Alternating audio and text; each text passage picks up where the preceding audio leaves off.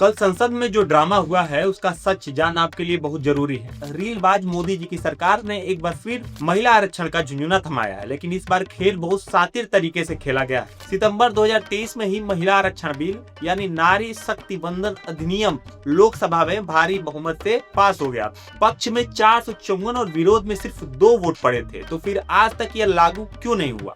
असल में पेच यहाँ फंस गया कि इस बिल को लागू करने के लिए एक शर्त रखी गई थी, परिसीमन। इसका मतलब ये है कि जब नया सेंसस यानी जनगणना होगा उसके बाद लोकसभा और विधानसभा की सीटों की सीमाएं दोबारा तय की जाएंगी, तभी महिलाओं को आरक्षण मिलेगा।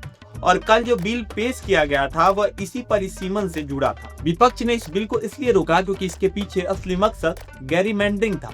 आसान भाषा में समझिए तो बीजेपी इस परिसीमन के बहाने सीटों की सीमाओं को ऐसे खींचना और बदलना चाहती थी जिससे चुनाव में सीधा फायदा उन्हीं को मिले। यानी महिला आरक्षण तो बस एक मुखौटा था, असली मकसद अपनी चुनावी जीत को फिक्स करना था। विपक्ष ने इस चालाकी को पकड़ लिया और उसे रोक दिया। अब नतीजा ये है कि बीजेपी चिल्ला रही है और कह रही है कि विपक्ष ने महिलाओं का हक मार दिया। तो 2023 और आज के जो बिल है उस दोनों में क्या फर्क है, ध्यान से सुनिएगा।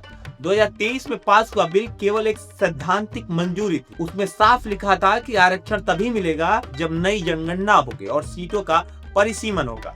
यानी सरकार ने उसी वक्त इस पर ताला लगा दिया था, क्योंकि जनगणना 2021 से ही रुकी पड़ी है। जो नया बिल लाया गया उसमें विपक्ष का आरोप है कि सरकार महिलाओं को हक देने के बजाय दक्षिण भारत की सीटें कम करने और उत्तर भारत की सीटें बढ़ाने की कोशिश कर रही है, ताकि बीजेपी को राजनीतिक फायदा हो। फायदा कैसा हो? क्योंकि बीजेपी दक्षिण भारत में हमेशा से ही कम सीटें लाती रही। अब बीजेपी इसे अपनी ऐतिहासिक उपलब्धि बताकर विज्ञापनों पर करोड़ों खर्च कर रही, जबकि जमीनी हकीकत यह है कि आज भी किसी महिला को इस बिल के तहत एक भी सीट नहीं मिली है। यह केवल 2024 और 2027 के चुनाव के लिए सेट किया गया एक नैरेटिव है।